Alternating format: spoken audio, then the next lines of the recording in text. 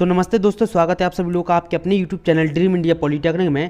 आज का video lecture है हमारा आपका स्विच गियर एंड प्रोटेक्शन का। ये 5वां वीडियो लेक्चर है जिसमें हम अपना लेसन थर्ड जो कि है पूरा कंप्लीट करेंगे। और ये आपकी रिवीजन क्लासेस जो कि है चल रही हैं, रिवीजन क्लासेस की ये आपकी 5वां वीडियो लेक्चर है। इसके पहले जो कि है आपकी देखिए IMED, ठीक, आपका PLC, RSE और मशीन सेकंड को जो कि है पूरी कंप्लीट हम कर चुके हैं। ठीक है, तो आपकी 3-4 क्लासें पर डे जो कि आपको रोज़ दी जा रही हैं। तो आप लोग जो कि वीडियो को ज़्यादा शेयर करें ताकि और लोगों तक ये वीडियो पहुँच सके।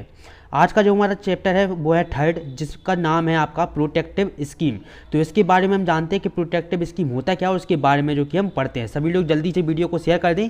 तो चलिए वीडियो को शुरू करते हैं। पावर सिस्टम में अनेक प्रकार के उपयंत्र का यूज किया जाता है। पावर सिस्टम में हम अनेक प्रकार के जो कि उपयंत्र का प्रयोग करते हैं। इन यंत्रों की सुरक्षा हेतु प्रोटेक्टिव सिस्टम प्रयोग में लाए जाते हैं। मतलब कि जो आपके पावर सिस्टम में यंत्र यूज किए जाते हैं उन यंत्रों को ठीक सुरक्षित रखने के लिए जो कि हम प्रोटेक्टिव सिस्टम का यूज करते हैं। प्रोटेक्टिव सिस्टम का उद्देश्य होता है कि वह फॉल्ट सेक्शन को अलग कर देता है ताकि उपयंत्र बिना नुकसान के उपयंत्र बिना नुकसान के कार्य कर सके। देखिए, प्रोटेक्टिव सिस्टम का कार्य क्या होता है, ये आपके फॉल्टी पॉइंट या फॉल्ट को जो कि अलग कर देता है ताकि आपके जो सिस्टम में आपके जो उपकरण लगे हुए हैं वो आपके ख़राब ना हो, ठीक, उनको ख़राब होने से बचाया जा सके। इसके बाद हमारा अगला पॉइंट आता है कि अगला पॉइंट हमारा क्या है, अल्टरनेटर की सुरक्षा, प्रोटेक्शन ऑफ अल्टरनेटर। देखिए, इसमें हम लिखेंगे अल्टरनेटर एक ऐसी मशीन होती है जो आपकी मैकेनिकल एनर्जी को इलेक्ट्रिकल एनर्जी में चेंज करती है, बदलती है। अल्टरनेटर में मुख्य रूप से स्टेटर बाइंडिंग फॉल्ट होता है। अल्टरनेटर में कौन सा आपका मुख्य रूप से स्टेटर बाइंडिंग फॉल्ट होता है। इस फॉल्ट को दूर करने के लिए हम कौन सी रिले का यूज करते हैं, आपके डिफरेंशियल रिले का यूज हम करते हैं। ठीक, इस फॉल्ट को दूर करने के लिए जो कि है हम कौन सी डिफरेंशियल रिले का यूज करते हैं। ठीक, इस एक अल्टरनेटर में निम्न 2 प्रकार के फॉल्ट होते हैं। कौन कौन से फॉल्ट होते हैं, एक अल्टरनेटर में हमारे 2 प्रकार के फॉल्ट होते हैं। एक होता है इंटरनल और दूसरा होता है एक्सटर्नल। इंटरनल का मतलब होता है अंदरूनी फॉल्ट और एक्सटर्नल फॉल्ट का मतलब होता है बाहरी फॉल्ट। देखिए, इंटरनल फॉल्ट के अंतर्गत कौन कौन से फॉल्ट आपके आते हैं, स्टेटर बाइंडिंग फॉल्ट, आपका आर्किटेक्शन सर्किट फॉल्ट या आपका रोटर फील्ड का फैल जाना। तीसरा होता है अनबैलेंस फॉल्ट, अनबैलेंस लोडिंग। इसके बाद एक्सटर्नल फॉल्ट की हम बात करें, एक्सटर्नल फॉल्ट के अंतर्गत आपके आते हैं, एक्सटर्नल फॉल्ट में आपके आते हैं प्राइम मूवर का फैल जाना, आपका synchronism loss, over current, over under voltage, आपका over speed, over under frequency और अल्टरनेटर का ओवर या आपका अंडर फ्रिक्वेंसी। तो ये आपके एक्सटर्नल फॉल्ट के अंतर्गत ये सभी आते हैं।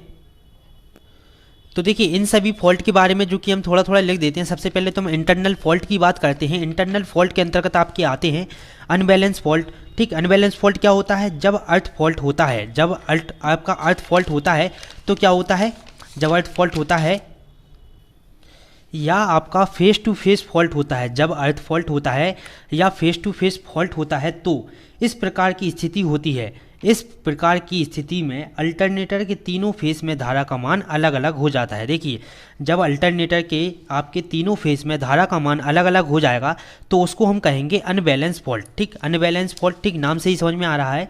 स्टेटर बाइंडिंग फॉल्ट क्या होता है, देखिए स्टेटर बाइंडिंग फॉल्ट में हम लिखेंगे स्टेटर बाइंडिंग फॉल्ट सबसे गंभीर फॉल्ट होता है जो अल्टरनेटर के प्रोटेक्शन के लिए अत्यधिक महत्वपूर्ण होता है। यह फॉल्ट अल्टरनेटर में आपका इंसुलेशन इंसुलेशन के जो कि खराब होने के कारण होता है। जब आपका इंसुलेशन खराब हो जाता है तब हमारा स्टेटर बाइंडिंग फॉल्ट होता है। इस प्रकार के फॉल्ट को दूर करने के लिए हम ऑटोमेटिक प्रोटेक्शन का यूज करते हैं, ऑटोमेटिक प्रोटेक्शन का जो कि है यूज करते हैं। अब इसके बाद हमारा अगला टॉपिक आता है, देखिए, एक्सटर्नल फॉल्ट। अब हमने इंटरनल फॉल्ट के बारे में पढ़ लिया, अब हम पढ़ेंगे एक्सटर्नल फॉल्ट के बारे में। देखिए, एक्सटर्नल फॉल्ट के अंतर्गत आपके आते हैं प्राइम मूवर का फैल जाना। देखिए, क्या होता है, यदि प्राइम मूवर के फेल होने पर ठीक अल्टरनेटर को डिस्कनेक्ट नहीं किया जाए तो यह एक साइक्रोनस मोटर की तरह वर्क करने लगता है, कार्य करने लगता है। इस प्रकार की घटना को रोकने के लिए हम रिवर्स पावर रिले का यूज करते हैं। देखिए, प्राइम मूवर का फैल जाना, इस प्रकार की घटना को रोकने के लिए हम किसका यूज करते हैं, रिवर्स पावर रिले का यूज करते हैं। इसके बाद हमारा अगला आता है आपका एक्सटर्नल फॉल्ट में ओवर करंट फॉल्ट। देखिए, एक अल्टरनेटर पर ओवर करंट फॉल्ट के कारण इंटरनल बाइंडिंग का आपका इंसुलेशन पर इफेक्ट पड़ता है। ठीक, आंशिक ब्रेकडाउन और सप्लाई सिस्टम पर ओवरलोड पड़ता है। इस प्रकार की घटना को रोकने के लिए हम ओवर करंट रिले का यूज करते हैं। ओवर करंट रिले का यूज करते हैं। ये आपको रिले के बारे में जो कि जरूर से लिखना है कि किस फॉल्ट को रोकने के लिए हम कौन सी रिले का यूज करेंगे। तीसरा हमारा आता है ओवर वोल्टेज प्रोटेक्शन। देखिए, यदि किसी तरह अल्टरनेटर अचानक लोड से जो कि है डिस्कनेक्ट हो जाता है तो इसकी स्पीड रोटेड स्पीड से जो कि अधिक हो जाती है और ओवर वोल्टेज हो जाता है। ओवर वोल्टेज से बचने के लिए ओवर वोल्टेज रिले का हम यूज करते हैं। ओवर वोल्टेज से बचने के लिए हम किसका? ओवर वोल्टेज रिले का यूज करते हैं। इसके बाद आपका आता है साइक्रोनिज्म लॉस, तक आपका तुल्यकालन हानि। देखिए क्या होता है, इस प्रकार के फॉल्ट पावर आपके प्लांट में देखने को मिलते हैं। आपके साइक्रोनिज्म लॉस जो कि है पावर प्लांट में देखने को मिलता है जब अचानक एक अल्टरनेटर बंद हो जाता है और आपके प्रोटेक्शन रिले आपके फॉल्ट लॉग डिस्प्ले में साइक्रोनिज्म लॉस दिखाता है। ठीक, आपकी डिस्प्ले में जो कि ये शो होगा साइक्रोनिज्म लॉस जो कि ये दिखाता है। तो साइक्रोनिज्म लॉस को समझने के लिए हम कई सिद्धांत हैं, जैसे कि सभी रोटेटिंग मशीन को दो फ्लक्स आपके stator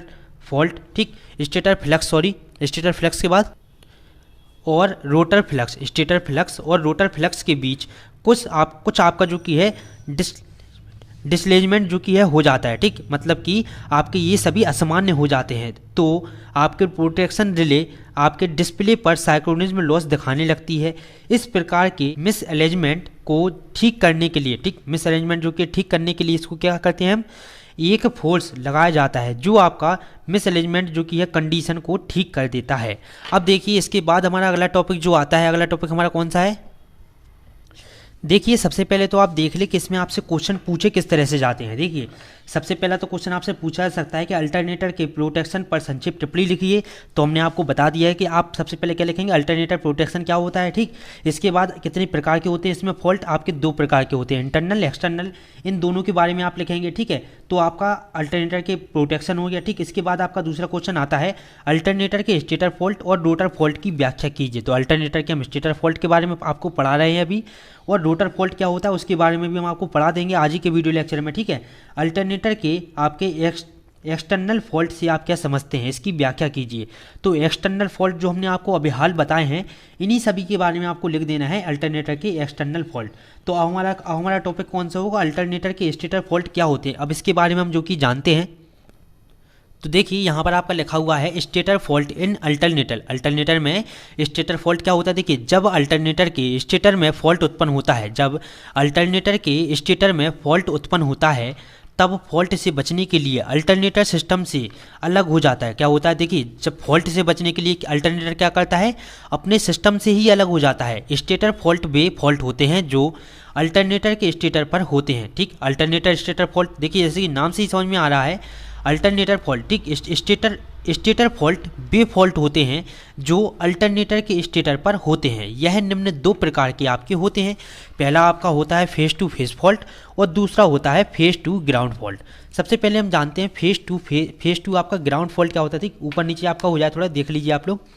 face to ground fault हम जो कि सबसे पहले पढ़ेंगे, यदि एक फेस को अल्टरनेटर बॉडी या फ्रेम के साथ ग्राउंड या शॉर्ट कर दिया जाए तो वह अल्टरनेटर के न्यूट्रल अर्थ रेजिस्टेंस के साथ एक क्लोज सर्किट बना लेता है। क्या बना लेता है, एक क्लोज सर्किट बना लेता है अर्थ रेजिस्टेंस के साथ। ठीक है, इससे फॉल्ट करंट जो कि है अर्थड आपका फेज रोट अल्टरनेटर फ्रेम तथा अल्टरनेटर के न्यूट्रल अर्थ रेजिस्टेंस के माध्यम से जो कि है प्रभावित होगा।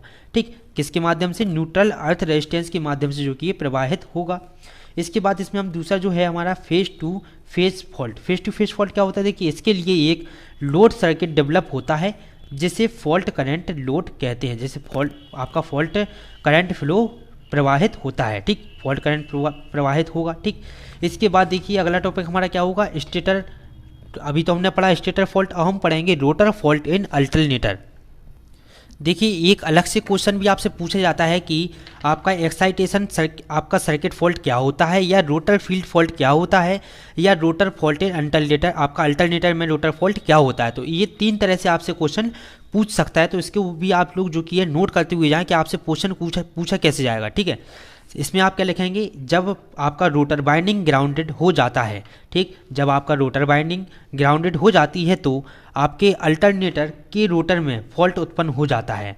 रोटर में हुए इस फॉल्ट को दूर करने के लिए रोटर अर्थ फॉल्ट प्रोटेक्शन का प्रयोग किया जाता है। अब हम जानेंगे रोटर अर्थ फॉल्ट जो कि है प्रोटेक्शन होता क्या है। देखिए, अर्थ फॉल्ट प्रोटेक्शन क्या होता है, अल्टरनेटर के स्टेटर बाइंडिंग में अर्थ फॉल्ट उत्पन्न होता है, ठीक, उत्पन्न होने अल्टरनेटर बाइंडिंग में फॉल्ट पॉइंट एवं आपके क्या स्टार पॉइंट जो अर्थ कनेक्ट होता है, इन दोनों के बीच करंट फ्लो होने लगता है, ठीक, किस के बीच, आपके फॉल्ट पॉइंट और स्टार्ट पॉइंट के बीच जो कि है करंट फ्लो होने लगता है।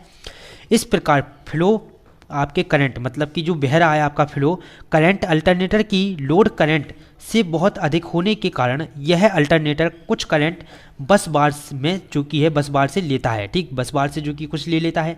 अगला पॉइंट हम इसमें लिखेंगे कि करंट में रिवर्स पावर रिले के उपयोग से अल्टरनेटर को प्रोटेक्शन प्रदान किया जाता है। तीसरा पॉइंट हम इसमें लिखेंगे, यदि फॉल्ट करंट का मान लोड करंट से कम रहता है तो रिले ऑपरेट नहीं होती है। इसी कारण यह प्रोटेक्शन मेथड ज़्यादा आपका जो कि है मतलब विश्वसनीय नहीं होता है, ठीक, जो कि है आपका प्रोटेक्शन मेथड ज़्यादा विश्वसनीय नहीं होता है। दूसरा अगला हम पॉइंट लिखेंगे कि किंतु विपरीत शक्ति रिले के आपके ऑपरेशन के लिए फॉल्ट करंट का मान अल्टरनेटर के लोड करंट से अधिक होना चाहिए, ठीक। तो इस तरह से आप लिख देंगे कि रोटर फॉल्ट इन अल्टरनेटर, ठीक। इसके बाद देखिए अगला टॉपिक हमारा आता है unbalance loading of a alternator. देखिए इसमें हम क्या लिखेंगे, इसमें सबसे पहला हम पॉइंट लिखेंगे कि आपका अनबैलेंस लोडिंग का अर्थ है आपका सभी फेज वायर में अलग अलग वैल्यू की करंट फ्लो हो रही है, ठीक। इसमें अगला पॉइंट हम लिखेंगे कि नॉर्मल कंडीशन में फेज करंट में 5% आपके डिफरेंस होता है, ठीक, 5% कितना डिफरेंस होता है। लेकिन जब आपका यही अंतर बढ़ जाता है तो यह अनबैलेंस कंडीशन हो जाती है। इस कंडीशन से बचने के लिए हम पूरे जो कि है आपके 3 फेज का यूज करते हैं, पूरे प्योर 3 फेज का, ठीक, प्योर प्योर 3 फेज का यूज किया जाता है, जिससे करंट की आपके मैग्नीट्यूड बराबर होता है, ठीक, तथा फेस एंगल 120 का होता है।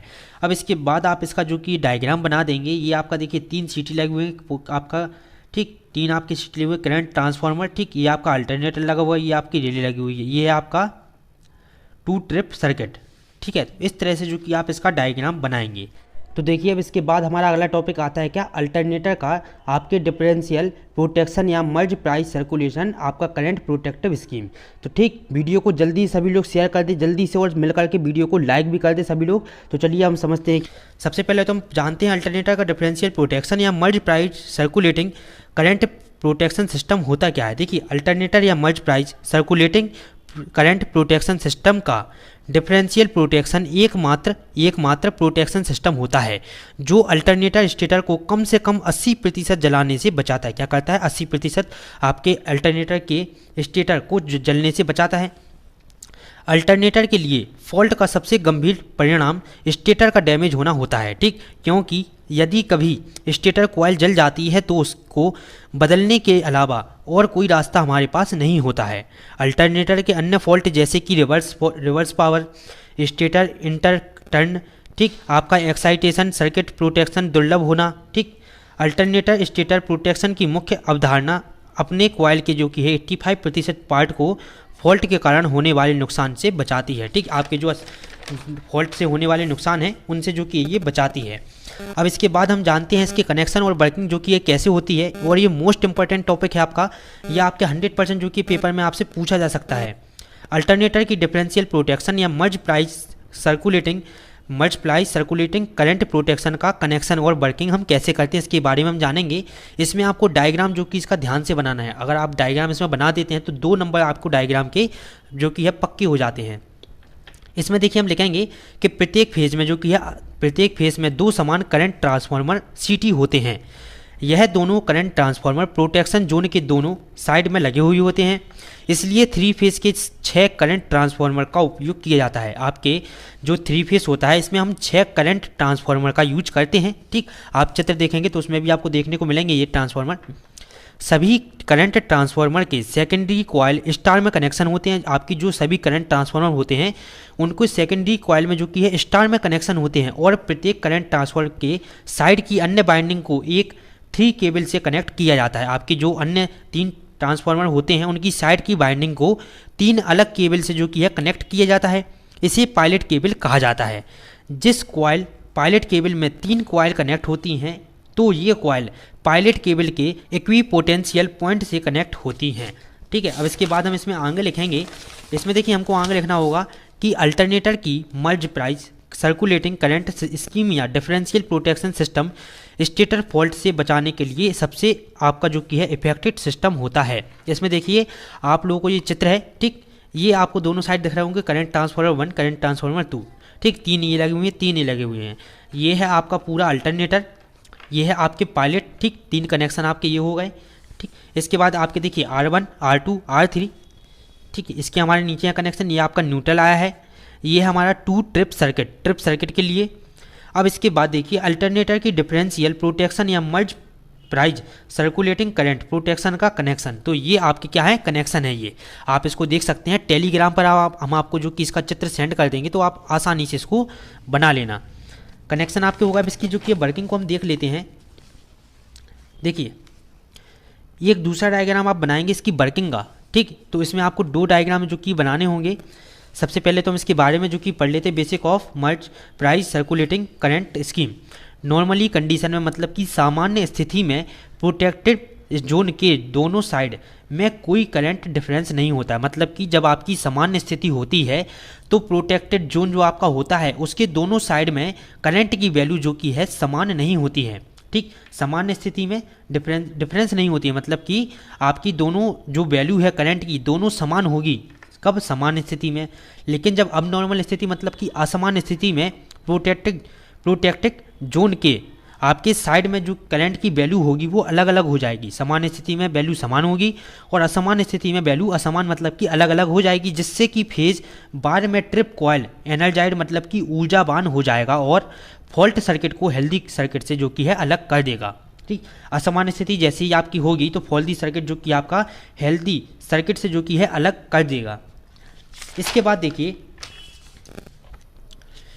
देखिए हमारा अगला टॉपिक जो कि है, अगला टॉपिक हमारा आता है प्रोटेक्शन ऑफ पावर ट्रांसफार्मर की सुरक्षा। ठीक है, देखिए इसके अंतर्गत हमारे कौन कौन से पॉइंट आएंगे, कौन कौन से हम टॉपिक पढ़ेंगे। Type of fault, its effect, इसके प्रभाव क्या क्या होते हैं, type of protective scheme, over current, earth fault. ठीक, और इसके आगे हम जो कि है अगले वीडियो लेक्चर में, ऐसी वीडियो लेक्चर में कवर करने की कोशिश करेंगे। ठीक है, सबसे पहले हम जानते हैं टाइप ऑफ फॉल्ट और इट्स इफेक्ट, मतलब कि दोष के प्रकार कितने प्रकार के होते हैं और इसके जो कि है प्रभाव क्या क्या होते हैं। सबसे पहला हमारा आता है ओवर करंट फॉल्ट। सबसे पहला हमारा कौन सा आता है? Over current fault.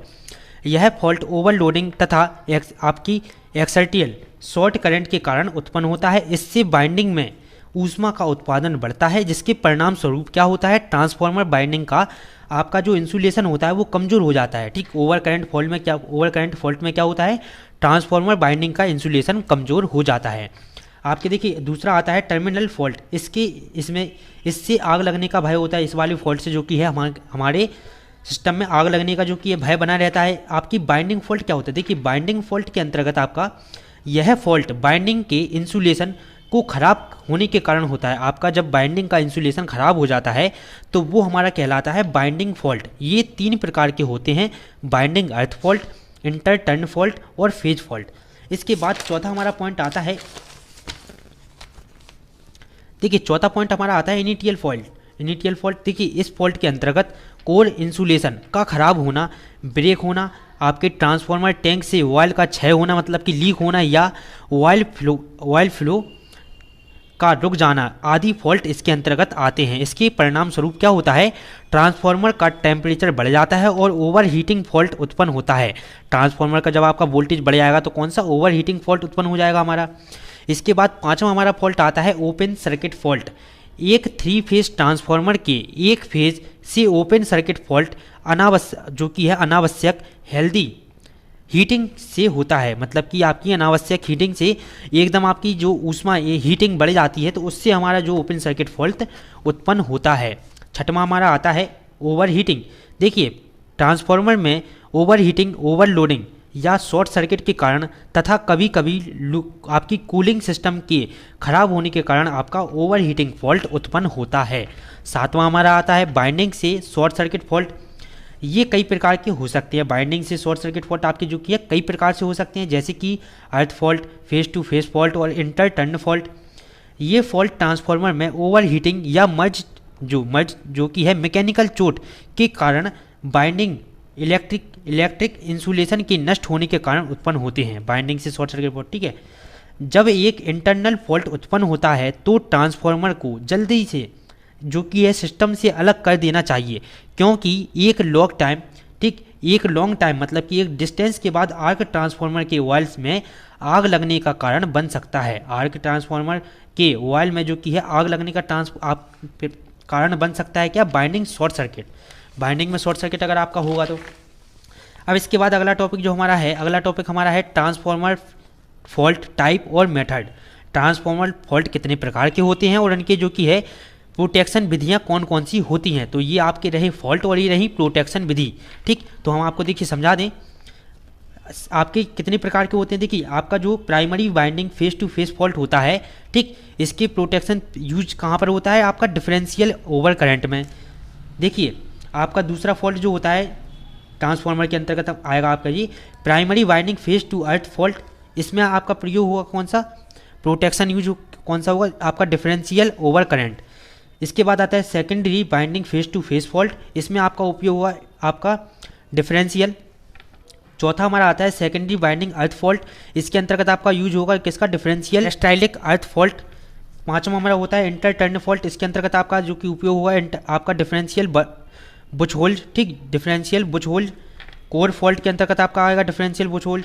सातवां हमारा है ऑयल टैंक फॉल्ट। इसके अंतर्गत भी आपका आएगा डिफरेंशियल बुच होल्ड टैंक अर्थ, ठीक है। इसके बाद आप आठवां है ओवर फ्लक्सिंग। इसके अंतर्गत आपका आएगा ओवर फ्लक्सिंग। ओवर हीटिंग के उपयोग की प्रोटेक्शन के लिए यूज कौन सा होगा? थर्मल। इसके बाद हमारा मोस्ट इंपॉर्टेंट टॉपिक आता है ट्रांसफार्मर ओवर करंट प्रोटेक्शन, ठीक, ट्रांसफार्मर ओवर करंट प्रोटेक्शन। इसके अंतर्गत सबसे पहले तो आपको ये चित्र बनाना होगा, ठीक है। ये चित्र आपको बनाना होगा। इस चित्र के बारे में हम आपको एक बार समझा दे रहे हैं। इसके बाद आपको सारा कुछ जो कि है चित्र में समझ में आ जाएगा कि कहाँ पर किस चीज़ का यूज किया जा रहा है। ये CT क्या लिखा हुआ है? Current transformer. ये आपका जो इतना एरिया है ये है आपका पावर ट्रांसफार्मर। क्या है? Power transformer. ये आपका है पूरा पावर ट्रांसफार्मर, इतना एरिया, ठीक।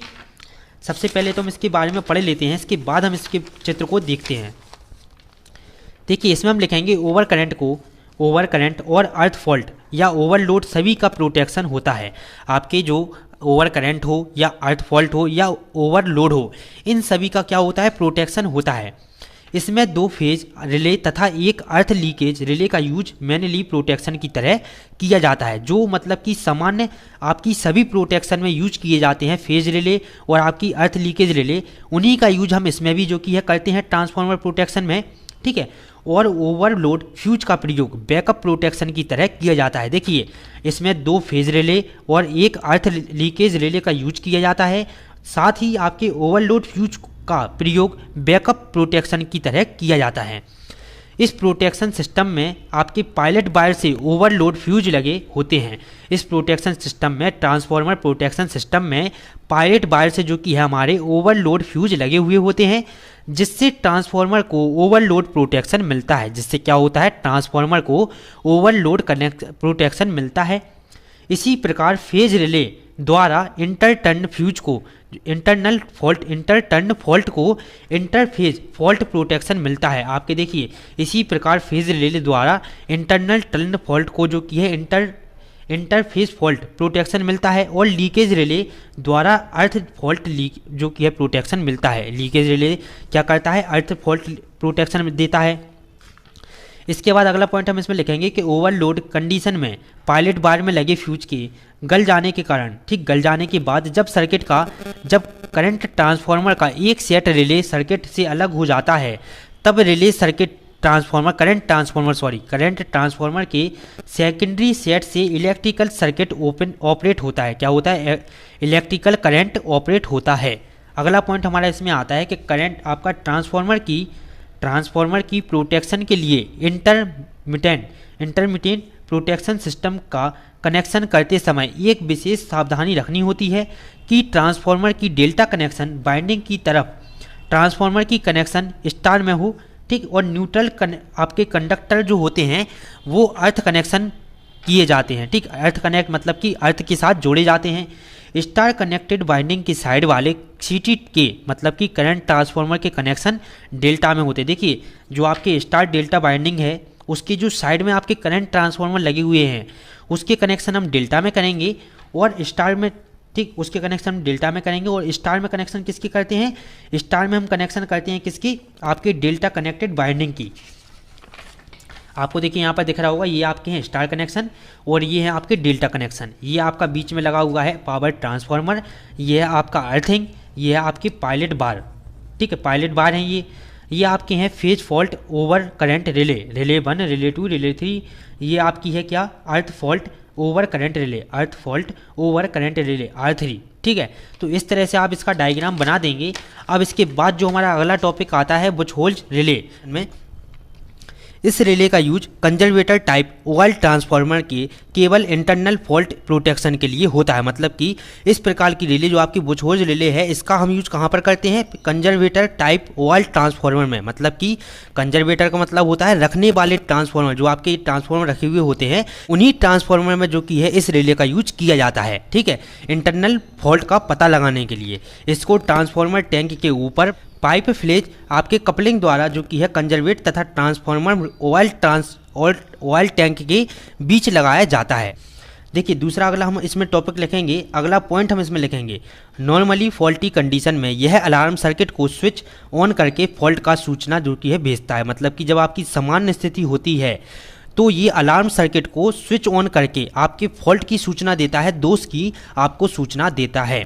ज़्यादा फॉल्ट की कंडीशन में यह ट्रिप सर्किट का स्विच ऑन करके आपके ऑयल सर्किट ब्रेकर द्वारा आपकी सप्लाई को कट आउट कर देता है। मतलब कि जब आपके ज़्यादा फॉल्ट होते हैं, ठीक, तो ये क्या करता है? आपकी सप्लाई को ही कट ऑफ कर देता है।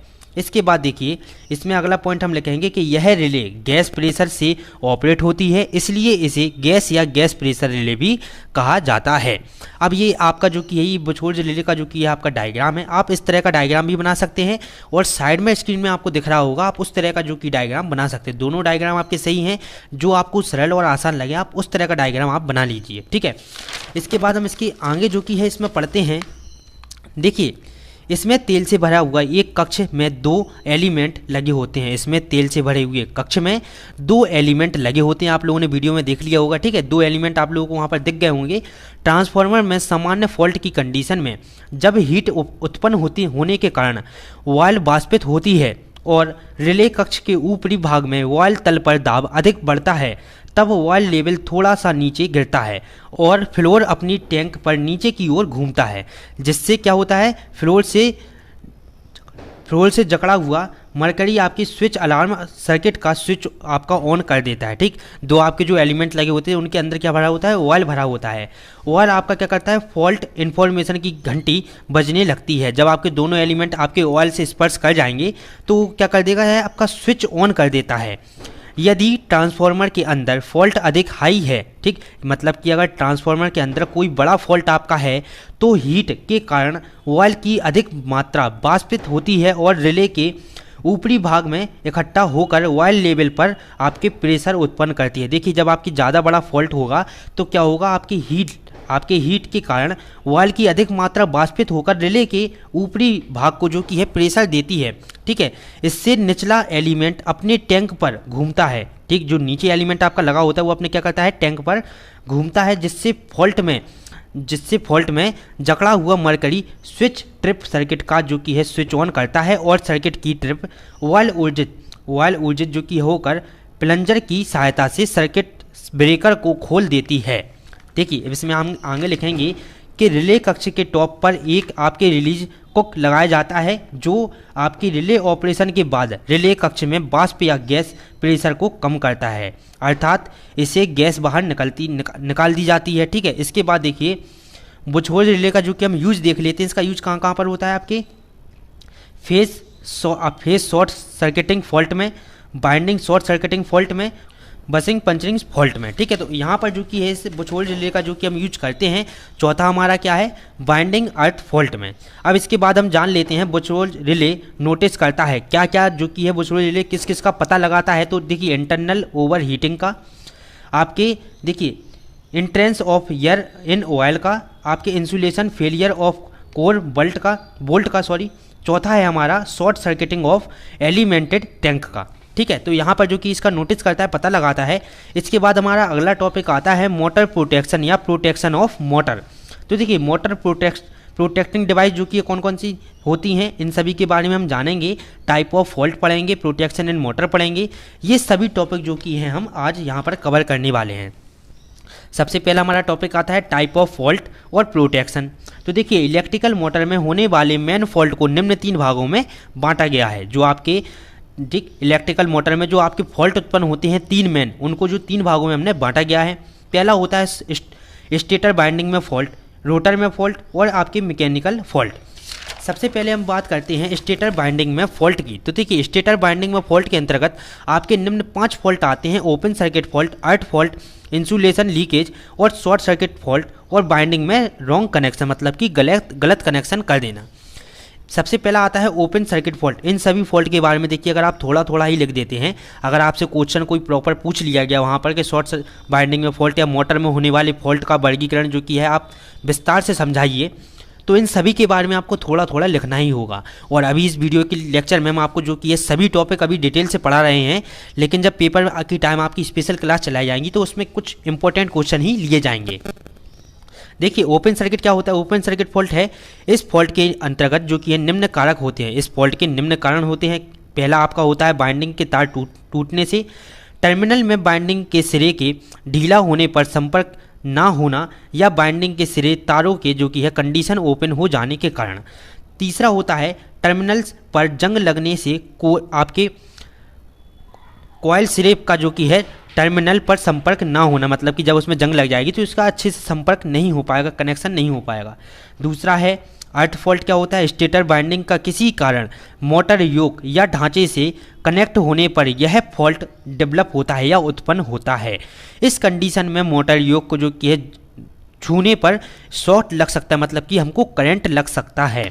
तीसरा हमारा होता है इंसुलेशन लीकेज, मतलब कि इंसुलेशन लीकेज तब होता है जब स्टेटर बाइंडिंग में नमी का पहुंच जाए, या आपकी जो इंसुलेशन बाइंडिंग होती है उसमें स्टेटर बाइंडिंग होती है उसमें नमी आपकी पहुंच जाए, या कुंडलन बहुत काफ़ी पुरानी हो जाए, मतलब कि जो आपकी कुंडली है वो आपकी काफ़ी ज़्यादा पुरानी हो जाए, तब हमारा जाकर इंसुलेशन लीकेज होता है। इसके बाद चौथा हमारा आता है शॉर्ट सर्किट फॉल्ट। यह फॉल्ट बाइंडिंग के आसपास, यह फॉल्ट बाइंडिंग के पास बाइंडिंग में शॉर्ट होने के कारण, या बाइंडिंग के स्वयं के टर्न्स में शॉर्ट होने के कारण, मतलब कि जब आपके बाइंडिंग के 2 टर्न्स आपस में जुड़ जाएंगे तब आपका शॉर्ट सर्किट फॉल्ट होता है। ठीक है, पांचवा हमारा है बाइंडिंग में रॉन्ग कनेक्शन। देखिए इंडक्टर मोटर स्टेटर या डेल्टा में कनेक्ट होती है, इसका कनेक्शन सही होना चाहिए। यदि 3 फेज में से 1 फेज का भी कनेक्शन उल्टा हो गया तो मोटर हाई करंट देने लगती है। ठीक, हाई मोटर हाई करंट लेगी तथा इसकी स्पीड में बहुत कम हो जाएगी। देखिए सबसे मेन जो क्या है, आपका रॉन्ग कनेक्शन आपके मोटर के नहीं होना चाहिए। देखिए जो हम आपको पढ़ा रहे हैं, ठीक, तो आप इसमें भी जो कि कुछ सुधार करके इसको और सरल बनाकर अपने नोट्स तैयार कर सकते हैं। जरूरी नहीं है कि आप इसको याद करें, आप इसको और सरल भाषा में लिखकर भी जो कि इसको याद कर सकते हैं। और एक चीज़ याद रखिएगा, जो नोट्स आप खुद बनाएंगे तो उससे आपको याद करने में काफ़ी ज़्यादा आसानी होगी। ठीक है, जो नोट्स आप खुद से लिखेंगे तो आपको 1 या 2 बार आपको उनको पढ़ना होगा, आपको तुरंत याद हो जाएंगे। इसके बाद अगर देखिए हमारा अगला टॉपिक आता है रोटर में दोष, आपके फॉल्ट इन रोटर। इसके निम्न फॉल्ट होते हैं, इसके जो कि है रोटर में फॉल्ट जो कि निम्न होते हैं कौन कौन से। पहला आपका आता है यदि स्क्वायर गेज रोटर एल्यूमिनियम की रॉड यूज की गई है, यदि स्क्वायर गेज मोटर में एल्यूमिनियम की रॉड यूज की गई हो तो आपकी क्या होगा, अपकेंद्री फोर्स के कारण उनके टूटने की पॉसिबिलिटी, मतलब की संभावनाएं हो सकती हैं।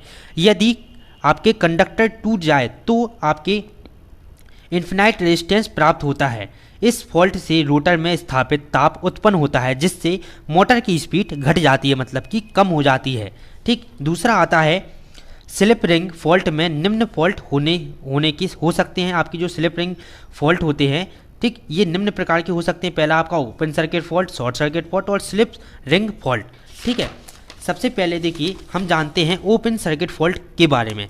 ओपन सर्किट फॉल्ट देखिए, यह दोष निम्न कारणों से हो सकता है। रोटर में किसी एक कुंडलन में खुली परिपथ होने पर, किसी फेज का स्लिप रिंग में कनेक्शन ढीला या खुला होने पर, स्टेटर के 3 प्रतिरोधों में उचित संपर्क न होने पर, और स्लिप रिंग रोटर में ओपन सर्किट फॉल्ट के कारण मोटर बहुत धीमी गति से प्रारंभ होती है, मतलब कि मोटर बहुत धीमी गति हो जाती है मोटर की, तथा लोड उसकी गति कम कर देता है। इसके बाद दूसरा आता है हमारा शॉर्ट सर्किट फॉल्ट। मोटर के स्टेटर की भांति ही स्लिप रिंग मोटर के रोटर तथा आपके स्टार्टर में भी यह दोष उत्पन्न हो सकता है। बारी बारी से रोटर तथा स्टेटर में 2 फेजों के मध्य एवियोमीटर द्वारा प्रतिरोध जो कि है नापने से इस दोष की जो कि हम पता लगा सकते हैं। तीसरा हमारा आता है स्लिप रिंग फॉल्ट। देखिए, स्लिप रिंग से आपके ब्रोसेस का ढीला प्रकार से संपर्क नहीं होता है। आपके जो ब्रोसेस वो ढीले हो जाते हैं, यह होल्डर से निचले रहते हैं, मतलब जो आपका होल्डर है उससे नीचे हो जाते हैं यह, या स्लिप रिंगों पर कार्बन इत्यादि के आने स्लिप रिंग गर्म हो जाती है। इसके लोड पर मोटर की गति घट जाती है। देखिए, इसके बाद हमारे आते हैं मैकेनिकल फॉल्ट। यांत्रिक दोष कौन कौन से होते हैं? आपके बियरिंग के खराब हो जाना, ठीक, कोर की आपके लेमिनेशन का ढीला हो जाना, या आपकी बियरिंग का समय समय पर स्नेह ठीक आप ना होना, या ठीक प्रकार का आपकी ल्यूब्रिकेशन स्नेहक तेल प्रयोग ना करना, मतलब कि हम सही तेल उसमें यूज ना करें, या ग्रीस वगैरह जो कि इस पर टाइम से उसकी मेंटेनेंस अच्छे से ना करें। बियरिंग अधिक गर्म होने, ठीक, गर्म हो जाने से आपके जो मैकेनिकल लॉसेस हैं वो इस प्रकार से आपके हो सकते हैं। दूसरा हमारा पॉइंट हम इसमें लिखेंगे मैकेनिकल फॉल्ट में आपके रोटर तथा स्टेटर। देखिए, लेमिनेशंस के ढीले होने के कारण इसके रोटर तथा स्टेटर की कुंडली गर्म हो सकती है तथा उनका विद्युत रोहक खराब हो सकता है, तथा साथ ही मशीन अधिक आवाज़ कर सकती है। मैकेनिकल फॉल्ट आपके देखिए, मैकेनिकल फॉल्ट क्या होते हैं सरल भाषा में समझ लीजिए। आपकी मशीन आवाज़ करने लगे, मशीन में आप सही टाइम पर जो कि ग्रीस वगैरह उसकी ग्रीसिंग ना करें, ठीक, लेमिनेशन का ढीला हो जाना, उसकी ऑयलिंग टाइम पर ना करना, अर्थात हम कह सकते हैं कि मेंटेनेंस अगर हम अच्छे से नहीं करेंगे तो मैकेनिकल फॉल्ट हमारे उत्पन्न हो जाते हैं। इसके बाद हमारा देखिए अगला टॉपिक आता है protection of motor and its effect. Protection का, मोटर का प्रोटेक्शन कैसे और उनके प्रभाव क्या क्या होते हैं। सबसे पहला हमारा प्रभाव आता है ओवरलोड। ओवरलोड देखिए, मोटर में ओवरलोड करंट फ्लो होने का कारण, मेन कारण आपके होते हैं, कौन कौन से होते हैं? पहला हमारा होता है मोटर सिस्टम का अधिक लोड आना, लाइन की वोल्टेज कम होने से स्पीड कम हो जाना, और आपके मल्टी फेज सिस्टम के किसी आपके कंडक्टर का टूट जाना या कनेक्शन ढीले हो जाना, जिससे मोटर को सिंगल फेज की तरह ही सप्लाई मिल पाती है। तो ये आपके ओवरलोड के जो कि ये कारण हो गए। इसके बाद ओवरलोड प्रोटेक्शन। देखिए, मोटर को ओवरलोड या ओवर करंट से प्रोटेक्शन के लिए सर्किट में फ्यूज आपके इलेक्ट्रोमैग्नेटिक रिले या थर्मल ओवरलोड रिले का यूज कंडीशन के हिसाब से किया जाता है, मतलब कि जैसी परिस्थिति होगी उस प्रकार की रिले का हम जो कि इसमें यूज करेंगे। तीसरा हमारा आता है लो वोल्टेज प्रोटेक्शन। देखिए, मोटर की ऑपरेशन टाइम में इलेक्ट्रिकल सप्लाई में आपके देखिए इंटरप्शन जो कि होने की सप्लाई बंद हो जाती है, जिससे मोटर रुक जाती है, तथा इंटरप्शन खत्म होने पर सभी मोटर ऑन पोजीशन, ठीक, सभी मोटर जो कि है आपकी ऑन पोजीशन में आ जाती है। तो मोटर के ऑपरेशन में उनकी स्पीड कम हो जाने पर भी मोटर से अधिक मान की इलेक्ट्रिक जो कि है करंट फ्लो होने से वेरी हाई, मतलब कि बहुत अधिक हीट आपकी जो कि है मोटर से नुकसान पहुंचा सकती है। मतलब कि नुकसान होता है आपकी, जब ज़्यादा हीट उत्पन्न होगी तो आपकी मोटर में जो कि नुकसान हो सकता है। अब अगला पॉइंट हम इसमें लिखेंगे अतः वोल्टेज कम होने अथवा सप्लाई में इंटरप्शन होने पर आपके प्रोटेक्शन के लिए स्टेटर को ऑफ करने के लिए स्टेटर को लो वोल्टेज आपके रिले, मतलब की सप्लाई जो की है की व्यवस्था की जाती है। इसके बाद देखिए अगला टॉपिक हमारा आता है थर्मल रिले। ठीक, अगला टॉपिक हमारा क्या है? Thermal overload relay. Thermal overload relay या हम इसको कह सकते हैं थर्मल रिले। टेम्परेचर और ओवरलोड रिले भी हम इसको कह सकते हैं। इसके बारे में हम अच्छे से जानेंगे। देखिए सबसे पहले तो आपको एक चीज़ बता दें कि जो लोग अभी से वीडियो लेक्चर देखते हुए चल रहे हैं तो उनको पेपर के टाइम जो कि है बहुत ज़्यादा फायदा देखने को मिलेगा। ठीक है, आपको जो कि सीटी के टाइम जब आपके क्लास टेस्ट होंगे आपके कॉलेज में, तभी आपको जो कि काफ़ी असर देखने को मिलेगा। जो लोग अभी से देख रहे हैं, और हमने देखिए आपको सभी सब्जेक्ट में मशीन को छोड़कर हमने आपको लगभग सभी आपके सब्जेक्ट में 1-2 लेसन आपके कंप्लीट करा दिए। मशीन आपकी IMED में 2 लेसन कंप्लीट हो गए हैं, स्विच गियर में तीसरा लेसन आपका चल रहा है, PLC हमने पूरी कंप्लीट ही करा दी है आपकी। तो देखिए ज़्यादा कुछ कोर्स आपका बचा नहीं है, 1-1.5 महीने का आपका कोर्स बचा हुआ है। हमने टाइम टेबल भी आपका बना दिया है, लेकिन आपको जो कि प्रॉपर वीडियो जो कि प्रोवाइड नहीं करा पा रहे हैं, तो इसके लिए जो कि है नोट्स बनाने में थोड़ा आपका टाइम लग रहा है, इसलिए आपको पर डे टाइम पर प्रॉपर वीडियो आपको नहीं मिल पा रही है। लेकिन कोशिश की जा रही है कि 4 या 5 दिसंबर से पहले आपका कोर्स पूरा कंप्लीट करा दिया जाए। और सभी लोगों को जो कि है क्वेश्चन बैंक भी जैसे ही आपकी बाजार में आ जाएगी तो क्वेश्चन बैंक की PDF भी आपको प्रोवाइड करा दी जाएगी। तो कोई भी बिल्कुल भी परेशान ना हो, पेपर से पहले 2 से 3 बार आपका हाल में रिवीजन करवा दिया जाएगा। ठीक है, तो देखिए अगला टॉपिक की ओर बढ़ते हैं हम। अगला टॉपिक हमारा क्या है, थर्मल रिलेज, ठीक, या थर्मल ओवरलोड रिले। देखिए थर्मल रिले हीटर कॉयल का बना होता है। थर्मल रिले हीटर जो कि है आपकी कॉइल्स का जो कि बना होता है। इस हीटर कॉयल को केवल हीटर तथा हीटिंग एलिमेंट भी कहते हैं। इसका डायग्राम देखिए आप लोग इस तरह से देख लें। डायग्राम एक मेन चीज़ होती है। अगर आप डायग्राम किसी भी टॉपिक में या किसी भी क्वेश्चन में आप डायग्राम उसका अच्छे से बना देते हैं, ठीक, पेंसिल की सहायता से ही बनाएं डायग्राम। ठीक है, डायग्राम अगर आप अच्छा बना देते 2 से 3 नंबर आपको डायग्राम के दे दिए जाते हैं। एग्जामिनर आपका वहाँ पर पूरा नहीं देखेगा, लेकिन डायग्राम एक निगाह उस पर जो कि अच्छे से जरूर देखता है। ये देखिए ये आपकी सप्लाई, ये हीटर, ये मोटर लगी हुई है आपकी, ये हीट लॉसेस है, ये आपके कॉमन कनेक्ट हैं, ये आपके सभी लिखा हुआ है। इसके बारे में आप पढ़ लेंगे एक बार तो आपको चित्र एकदम अच्छी तरह से आपको समझ में आ जाएगा। देखिए पहला पॉइंट हम इसमें लिखेंगे, यह रिले मोटर की सप्लाई लाइन में डायरेक्ट कनेक्ट होती है। आपकी जो थर्मल रिले होती है यह मोटर की सप्लाई लाइन में डायरेक्ट कनेक्ट होती है। ठीक है, और यह इसमें से गुजरने वाली मोटर की लोड करंट की वैल्यू के अनुसार हीट होती है।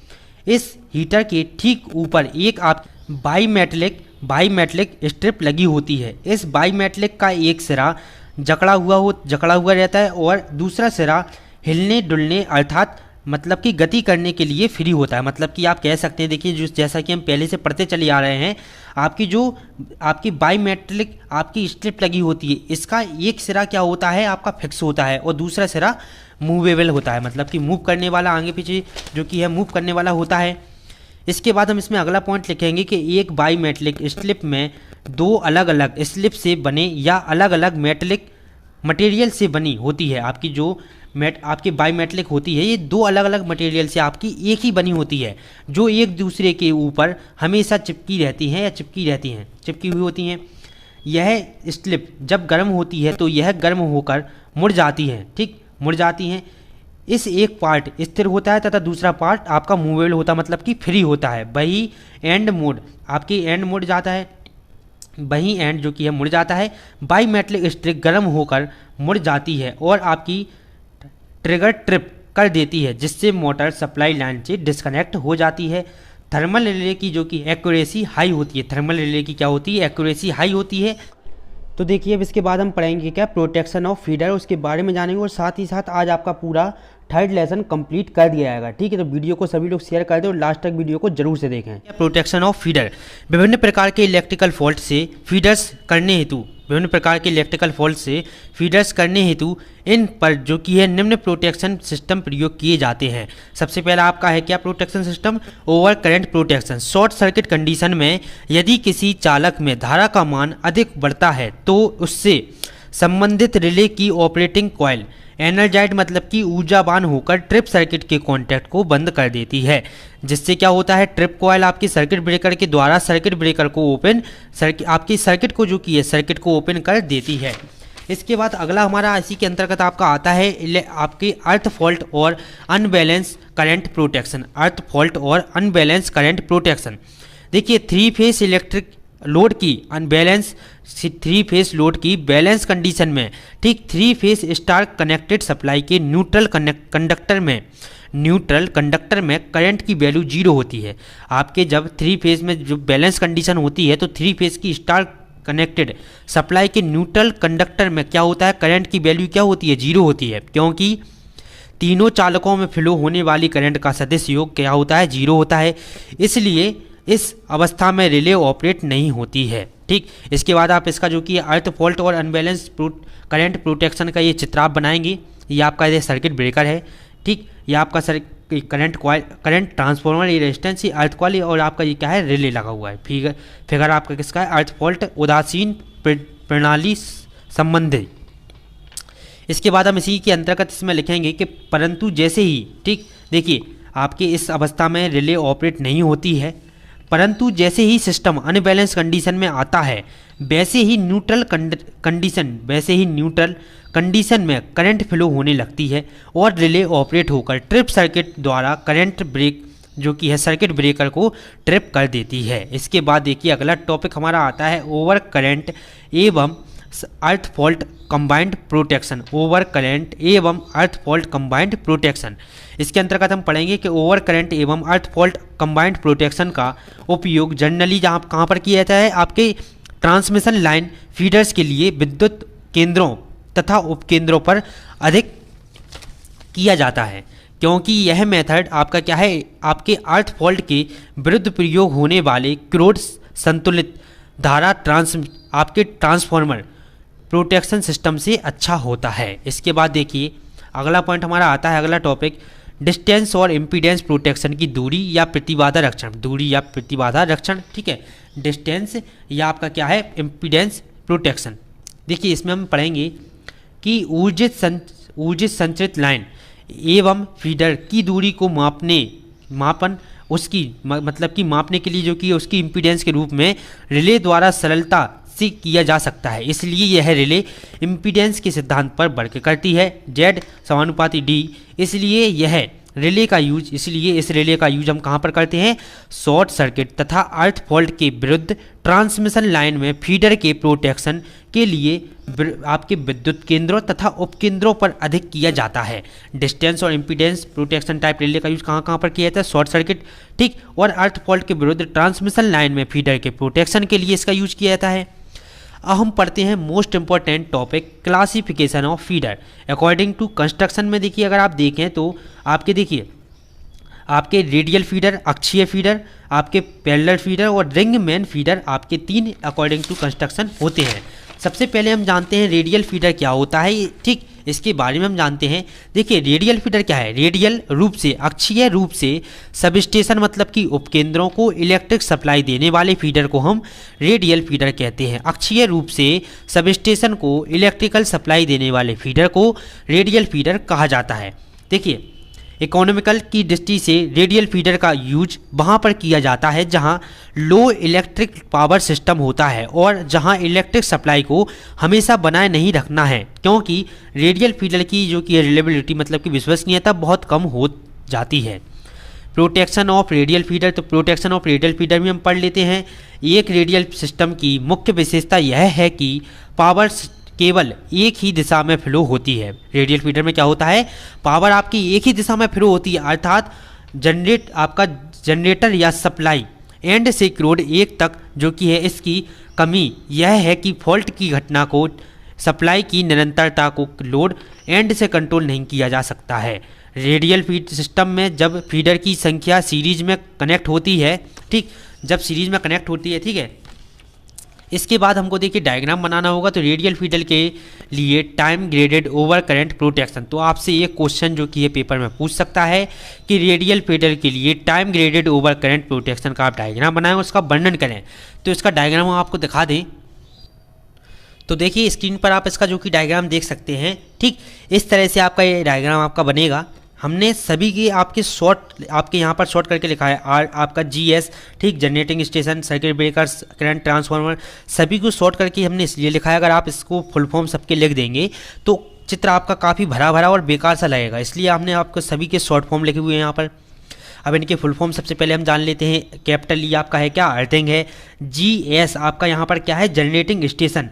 SS आपका क्या है, सब स्टेशन, ठीक। RF आपका क्या है, रेडियल फीडर।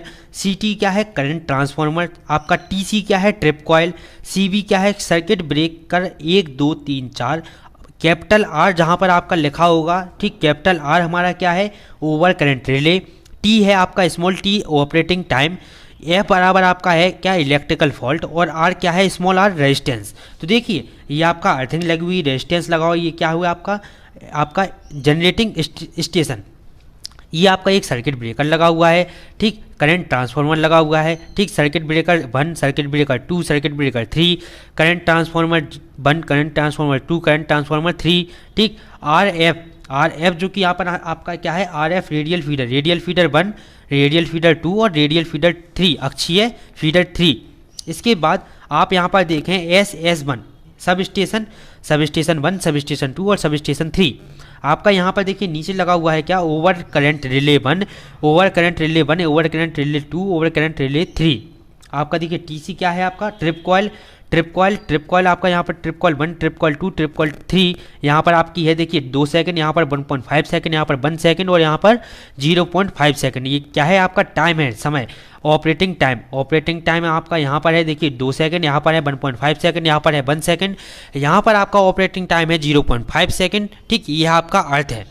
तो इस तरह से आपका इसको डायग्राम आपको बना देना है। इसके बाद हम इसमें लिखेंगे, देखिए अब चित्र के बाद आपको यहाँ पर लिखना होगा कि इसमें आपका जनरेटिंग स्टेशन GS से लेकर आपके डिफरेंस दूरी के सब स्टेशन SS पर स्थापित over current relay R1, R2, R3 का ऑपरेटिंग टाइम घटते हुए इस क्रम में जो कि है इस प्रकार सेट किया जाता है कि किन्हीं भी दो निकटवर्ती रिले की ऑपरेटिंग का टाइम आपका इंटरवल 4 सेकंड से कम नहीं होता है, मतलब कि 4 सेकंड से अधिक ही आपका होना चाहिए टाइम, ठीक। अब माना कि आपका रेडियल फीडर RF3 के बिंदु F पर ओवर करंट फॉल्ट उत्पन्न होता है। इसके कारण क्या है, सब स्टेशन द्वारा सीरीज में जुड़े हुए सभी रेडियल फीडर में इलेक्ट्रिकल करंट की वैल्यू अचानक बढ़ जाती है। इस कंडीशन में फॉल्ट के निकटवर्ती में ओवर करंट रिले R3 का ऑपरेटिंग टाइम सबकी अपेक्षा जो कि है कम T3 आपका कितना हो जाता है, 0.5 सेकंड होने के कारण सबसे पहले ऑपरेट होकर ट्रिप कॉयल CT2 आपका TC2 की सहायता से सर्किट ब्रेकर 2 को कॉन्टैक्ट जो कि है ओपन कर देता है, जिससे कि आपका सर्किट का फॉल्ट पार्ट मेन सर्किट से जो कि है अलग हो जाता है और पिछले फीडर आपका RF2 और RF1 की कंडीशन में वर्क करेगा, ठीक है, सही कंडीशन में वर्क करेगा। इसके बाद हम इसमें अगला पॉइंट लिखेंगे कि यह फॉल्ट पॉइंट F के लिए एक over current relay R3 main protection या प्राइमरी प्रोटेक्शन कहलाएगी। यदि किसी कारण यह over current relay R3 operate ना हो सकी तो इसके पिछली ओवर करंट रिले R2 मतलब कि रिले 2 का ऑपरेटिंग टाइम T2 बराबर कितना हो जाएगा, 1 सेकेंड होने के कारण ऑपरेट होकर TC2 की हेल्प से circuit breaker CB2 circuit breaker 2 को जो कि ट्रिप कर देगा। इस कंडीशन में फॉल्ट के लिए R2 सेकेंडरी प्रोटेक्शन या बैकअप प्रोटेक्शन होगी, ठीक है। इसके बाद हम अगला जो कि है क्लासिफिकेशन में अगली पड़ाव पर बढ़ते हैं, जो हमारा है रेडियल फीडर। देखिए दो समांतर रेडियल फीडर को पैरेलल फीडर भी कहते हैं। देखिए आपके इकोनॉमिकली के दृष्टि से इसका यूज आपके generally bulk electric power system में वहाँ पर होता है जहाँ इलेक्ट्रिक की जो कि ज़्यादा ज़रूरत होती है, क्योंकि आपके पैरेलल फीडर की आपकी रिलायबिलिटी मतलब कि विश्वसनीयता आपके रेडियल फीडर की अपेक्षा बहुत अधिक होती है। एडवांटेज हम इसके पढ़ लेते हैं। लाभ क्या क्या हैं आपके पैरेलल फीडर के, अधिक विश्वसनीयता, अधिक शक्ति आपके प्रदायन क्षमता, आपके अनुरक्षण एवं मरम्मत के समय पर भी विद्युत प्रदाय की सततता, अधिक अतिभार क्षमता और उच्च सुरक्षा गुणांक, ठीक। इसके बाद अगला टॉपिक हमारा आता है protection of parallel feeder by using non directional over current relay. आपके प्रोटेक्शन हमको करना है किसका, पैरेलल फीडर का प्रोटेक्शन करना है किसकी सहायता से, non directional over current relay की सहायता से। ये आपको ध्यान रखना है, एक है आपका डायरेक्शनल रिले की सहायता से और एक है आपका non directional over current relay की सहायता से, और दूसरा हमारा क्या है डायरेक्शनल, ठीक। तो इन दोनों में अगर आपको कन्फ्यूजन हो तो आप एक बार इसको जो कि है वीडियो को बैक करके ज़रूर से देखें। सबसे पहले हम इसका डायग्राम बनाएंगे। आप यहाँ पर डायग्राम इसका देख सकते हैं। ये आपका GS जनरेटिंग स्टेशन बस बार है, ये आपका है सेंडिंग एंड बस बार, ये है आपका रिसीविंग एंड बस बार। एक बार हम चित्र को जो कि है देख लें अच्छे से। इसके बाद हम इसमें पढ़ लेते हैं तो आपको चित्र अच्छे से जो कि इसमें समझ में आएगा। देखिए इसके डिफरेंट एंड पर R1, R2, R3 और R4 4 non directional over current relay लगाए गए हैं। देखिए इस चित्र में आपके डिफरेंस मतलब कि विपरीत सिरों पर आपके R1, R2, R3, R4 ये सभी क्या हैं आपके non directional over current relay लगाए गए हैं। R1 ठीक, ये सभी आपके चारों रिले कौन सी हैं, non directional over current relay हैं।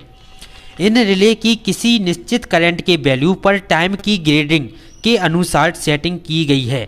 माना कि रेडियल फीडर L2 और L4 के पॉइंट पर अर्थ फॉल्ट उत्पन्न होता है। हमने मान लिया कि जो आपकी L2 और आपका L4 है, इन दोनों पर हमारा अर्थ फॉल्ट जो कि है उत्पन्न हो गया है। तब क्या होगा, तब दोनों फीडर के एंड से फॉल्ट पॉइंट की ओर फॉल्टी करंट जो कि है फ्लो होने लगता है। एक चीज़ का आप ध्यान रखें, जिस भी पॉइंट पर हमारा जो कि है फॉल्ट उत्पन्न होगा उसी दिशा में हमारा फॉल्टी करंट फ्लो होने लगता है। जिस भी पॉइंट पर आपका फॉल्ट उत्पन्न होगा उसी दिशा में हमारा फॉल्टी करंट फ्लो होने लगता है। ठीक है, चूंकि फीडर की सेटिंग एंड पर लगे हुए रिले L1 और R1 तथा R2 के समय सेटिंग 1 सेकंड की अपेक्षा फीडर के लोड एंड पर लगे हुए रिले R3 और R4 का टाइम सेटिंग 0.5 कम है। इसलिए R3 और R4 रिले सर्वप्रथम ऑपरेट होकर और आपके रिलेटेड सर्किट ब्रेकर को ट्रिप कर देगी। देखिए जिस भी रिले का आपका टाइम कम होगा तो वो आपकी जल्दी ऑपरेट हो जाएगी। ठीक है, R1 और R2 का रिले का टाइम क्या है, 1 सेकंड है। वही हमारा R3 और R4 का जो कि है टाइमिंग कितनी है, 0.5 सेकंड। तो आपकी सबसे पहले R3 और R4 जो कि है ऑपरेट होगी। इस प्रकार लोड स्टेशन पर दोनों फीडर के निकटवर्ती सिरों से प्राप्त होने वाली पूरी सप्लाई पूर्ण रूप से समाप्त हो जाती है। इसके बाद देखिए अगले टॉपिक की ओर हम बढ़ते हैं, protection of parallel feeder by using directional over current relay. अभी हमने पढ़ा था non directional over current relay की सहायता से पैरेलल फीडर की प्रोटेक्शन। ठीक, अब हम पढ़ेंगे डायरेक्शनल ओवर करंट रिले की सहायता से आपके पैरेलल फीडर का प्रोटेक्शन कैसे, जो कि इसका डायग्राम आप कैसे बनाएंगे और इसके बारे में हम क्या लिखेंगे। सबसे पहले तो आप इसका डायग्राम अच्छे से देख लें, ये आपकी R1, R2, R3, R4। ठीक, आप इसको अच्छे से देख लें। ये आपका है क्या, non directional over current relay, और ये है आपका दोनों दिशा में जो होगा वो होगा non directional over current relay, और एक दिशा में डायरेक्शनल ओवर करंट रिले। आप एक बार इसके बारे में पढ़ ले तो आपको बड़ी आसानी से समझ में आएगा। देखिए इसमें लिखा है कि फिगर में L1 और L3 तथा L2 और L4 दो पैरेलल फीडर में प्रदर्शित किए गए हैं। आपके देखिए L1 L3 और L2 L4 ये क्या है, पैरेलल फीडर में प्रदर्शित किए गए हैं। पैरेलल फीडर में ये प्रदर्शित आपके किए गए हैं। और आपका R1 तथा R2 non directional over current relay है, और रिसीविंग एंड पर R3 और R4 directional over current relay है। तो यहाँ पर देखिए समझने की बात क्या है, आपके जो R1 और R2 हैं, R1 और आपके R2 ये दोनों क्या हैं आपके, ये दोनों आपके हैं non directional over current relay. ये दोनों क्या हैं, R1 और R2 आपके हैं non directional over current relay. वहीं पर हमारे रिसीविंग एंड बस बार पर R3 और R4 जो रिले लगी हुई हैं, ये हमारी दोनों रिले हैं डायरेक्शनल ओवर करंट रिले। ये दोनों हमारी रिले हैं non directional over current relay, और ये दोनों रिले हमारी हैं डायरेक्शनल ओवर करंट रिले। तो यहाँ तक आप लोगों को अच्छे समझ में आ चुका होगा। फीडर के सेंडिंग एंड पर लगाए गए रिले की करंट व टाइम की सेटिंग की अपेक्षा रिसीविंग एंड पर लगाए गए रिले की करंट व टाइम की सेटिंग कम होती है। मतलब कि जो आपकी सेंडिंग एंड पर रिले लगाई गई हैं उनकी अपेक्षा रिले एंड पर लगाई गई रिले की करंट और टाइम का सेटिंग जो कि है कम होता है। ठीक, अब आपको यहाँ तक समझ में आ चुका होगा। देखिए इसके बाद अगला पॉइंट हम लिखेंगे कि माना कि रेडियल फीडर L2 और L4 के फॉल्ट पॉइंट पर अर्थ फॉल्ट उत्पन्न होता है। जब हमने मान लिया कि L2 और L4 पर फॉल्ट पॉइंट पर जो कि है अर्थ फॉल्ट जो कि उत्पन्न होगा, L2 और L4 पर जो क्या है आपका अर्थ फॉल्ट उत्पन्न होगा। हमने आपको इसके पहले बताया था कि जिस भी दिशा में आपका फॉल्ट उत्पन्न होगा उसी दिशा की उसी साइड हमारा फॉल्टी करंट फ्लो होने लगता है।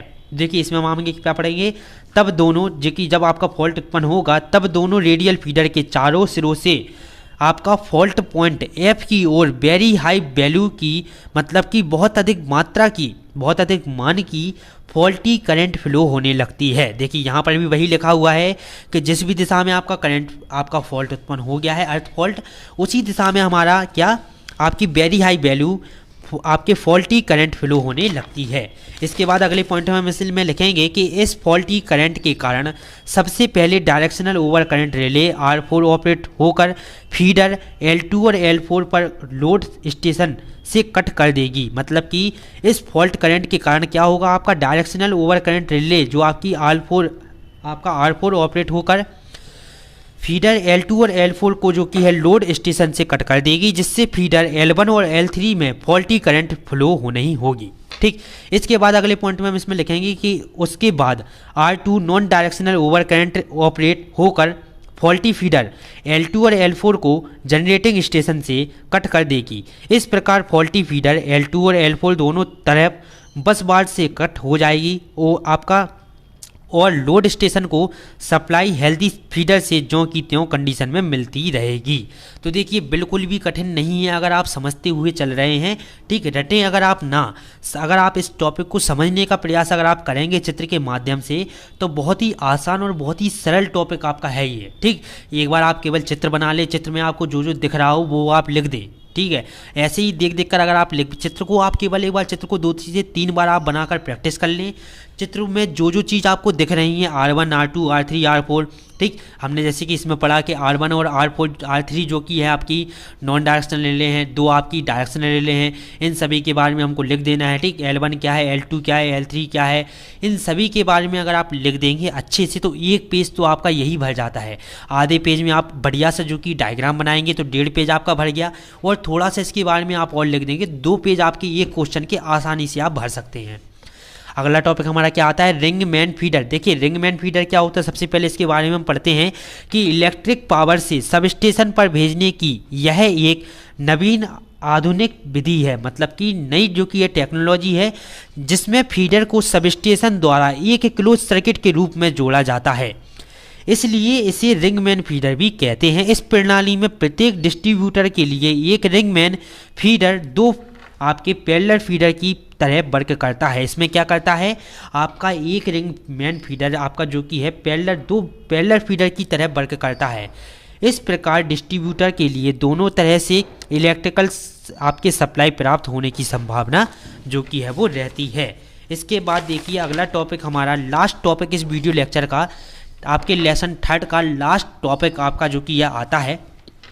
देखिए ये टॉपिक भी जो कि आसान है, आप एक बार चित्र को जो कि याद कर ले, चित्र में क्या क्या लिखा हुआ है। ठीक, जैसे कि इसमें लिखा है R1 R2 R3 R4 R5, ठीक, R6 R7 R8। ठीक, इसमें आपकी कुछ नॉन डायरेक्शनल और कुछ डायरेक्शनल रिले होंगी, इन सभी के बारे में आपको लिख देना है। ठीक है, हम आपको बताएंगे आएंगे। ठीक है, चित्र केवल अकेला नहीं बता रहा, आप चित्र अच्छे से देख ले, यही इसलिए आपको बता रहे हैं। चित्र आप अच्छे से देख लीजिए। हमारा टॉपिक क्या है, protection of ring main feeder by using directional over current relay on receiving end. क्या है, प्रोटेक्शन ऑफ, हमको देखिए प्रोटेक्शन करनी है किसकी, रिंगमैन फीडर की, किसकी सहायता से, आपकी डायरेक्शनल ओवर करंट रिले की सहायता से। सबसे पहले हम इसके बारे में जो कि पढ़ लेते हैं कि फिगर में L1 L2 L3 L4 L5 और L6 L7 L8 रिंगमैन फीडर को शो करती हैं। आपके देखिए फिगर में आप देख सकते हैं L1 L2 L3 L4 L5 L6 L7 L8 जो आपकी हैं ये किसको शो करती हैं, रिंगमैन फीडर को शो करती हैं, जिसके सिरे पर क्रमशः R1 से लेकर R8 R1 R2 R3 R4 R6 R7 R8 over current relay लगी हुई हैं। देखिए R1 R2 R3 R4 R5 R6 R7 R8 over current relay अभी यहाँ पर नहीं बताया गया है कि ये डायरेक्शनल है कि आपका नॉन डायरेक्शनल है, केवल यहाँ पर बताया गया है कि R1 से लेकर R8 तक आपकी ओवर करंट रिले लगाई गई हैं। R1 R2 R3 R4 R5 R6 R7 R8 ये सभी क्या हैं, ओवर करंट रिले हैं। अभी आपको ये नहीं बताया गया है कि डायरेक्शनल है कौन नॉन डायरेक्शनल है। ठीक है, अब हम आगे पढ़ेंगे कि B1 और B2 जनरेटिंग स्टेशन की बस बार हैं। आपकी जो इसमें चित्र में आपको दिख रहा होगा B1 और B2 आपकी जो हैं ये क्या हैं, जनरेटिंग स्टेशन की बस बार हैं, और B2 B3 B4 B5 और तथा आपकी B6 B7 लोड स्टेशन की बस बार हैं। ठीक है, बहुत ही सरल एकदम आसान भाषा में लिखा है, एक बिल्कुल टेक्निकल भाषा का कम से कम यूज किया गया है। अब इसके बाद देखिए यहाँ पर हम देखेंगे कि जनरेटिंग स्टेशन पर लगी R1 तथा R8 ही सिर्फ non directional over current relay है। अब यहाँ पर आपको बताया गया है कि आपकी कौन कौन सी इसमें नॉन डायरेक्शनल है और डायरेक्शनल कौन कौन सी है। तो देखिए जनरेटिंग सेक्शन में केवल आपकी R1 और R8 ही आपकी non directional over current relay हैं और लोड पर लगी हुई अन्य सभी रिले आपकी R1 R2 आपकी R3 से लेकर R7 तक सभी आपकी क्या है, डायरेक्शनल ओवर करंट रिले हैं। देखिए यहाँ पर क्या कहना चाहता है कि आपकी जो R1 और R8 हैं यही आपकी केवल क्या है, नॉन डायरेक्शनल रिले हैं, बाकी की ये सारी आपकी डायरेक्शनल ओवर करंट रिले हैं। तो इतना देखिए, इतना तो आपका चित्र में ही आपको सब दिख रहा है, इतना तो आप बड़ी आसानी से जो कि लिख सकते हैं। अब इसके बाद जो कि आप आधे पेज का जो कि ये भी लिख दें कि माना कि फीडर L3 L4 के पॉइंट F पर अर्थ फॉल्ट हो जाता है तो इससे सभी फीडर के एंड से फॉल्टी पॉइंट F की ओर हाई फॉल्ट करंट फ्लो होने लगती है। हमने तीनों टॉपिक में इतनी चीज़ जो कि है सेम देखी है, ठीक, कि जिस भी पॉइंट पर आपका फॉल्ट उत्पन्न हो जाता है उसी पॉइंट की ओर हमारी हाई फॉल्ट आपकी करंट फ्लो होने लगती है। इस कंडीशन में फॉल्ट करंट की डायरेक्शनल लोएस्ट टाइमिंग सेटिंग वाला directional over current relay R4 आता है। R4 रिले सबसे पहले ऑपरेट होकर आपके रिलेटेड सर्किट ब्रेकर ट्रिप कर देगा। इससे क्या होगा, हमारा L3 और L4 फॉल्टी फिगर आपके लोड स्टेशन की बस बार B5 और B6 से कट हो जाएगी। इससे आपका रिलेटेड लोड सिस्टम या स्टेशन की बस बार B6, B7, B5, B6, B7, B8 और फीडर आपके क्या है L5, L6, L7, L8 आदि फॉल्ट करंट से मुक्त हो जाएंगे। इसके बाद नियम अनुसार इसी फॉल्ट फीडर L3 और L4 पर जो कि है directional over current relay R4 operate होकर रिलेटेड सर्किट ब्रेकर को ट्रिप कर देगी। इससे क्या होगा, हमारा L3 और L4 आपके फॉल्टी फीडर में नियरेस्ट बस बार से जो कि है B5 और B6 से कट हो जाएगी। इस प्रकार सभी इलेक्ट्रिक सिस्टम सुचारू रूप से वर्क करते रहेंगे। इस चीज़ को भी आपको जो कि चित्र के माध्यम से समझना है। देखिए इतनी चीज़ जो आपकी लिखी हुई है ये आपको याद करने की आवश्यकता बिल्कुल भी नहीं है। ये सभी चीज़ आपको चित्र में दिख रही हैं, R1 R8 ये सभी क्या हैं, ये आप सभी को चित्र में देखकर आसानी से समझ सकते हैं। और एक चीज़ आप याद रखिएगा, अगर आप रटने की कोशिश करेंगे तो आप बिल्कुल भी इसको याद नहीं कर पाएंगे। आप चित्र निकाल कर रखें, ठीक है, और इसको समझते हुए चलें। वीडियो को बार बार जो कि आप देखें, 1 से 2 बार अगर आप वीडियो को देख लेते हैं तो इस चीज़ की हम आपको गारंटी दे सकते हैं कि आपको 90% याद हो जाएगा। और देखिए जो कि आज हमारा जो कि थर्ड लेसन पूरा कंप्लीट हो चुका है। आप लोग वीडियो को शेयर करना जो कि ना भूलें, और अगर अभी तक चैनल को सब्सक्राइब नहीं किया तो चैनल को भी सब्सक्राइब करें, साथ ही साथ टेलीग्राम चैनल से भी आप लोग जरूर से ज्वाइन करें, ठीक है। तो चलिए अब मिलते हैं अगले वीडियो लेक्चर में। आज के वीडियो लेक्चर में अपना थर्ड लेसन जो कि पूरा कंप्लीट कर दिया है। अगले वीडियो लेक्चर में अपना 4th और 5th लेसन जो कि है दोनों कवर करेंगे। चलिए मिलते हैं अगले वीडियो लेक्चर में। नमस्ते। पॉलीटेक्निक के सभी सब्जेक्ट सबसे सरल और आसान भाषा में पढ़ने के लिए हमारे चैनल को सब्सक्राइब करें और साथ ही बेल आइकन को भी ऑन करें ताकि आपको सारे अपडेट मिलते रहें।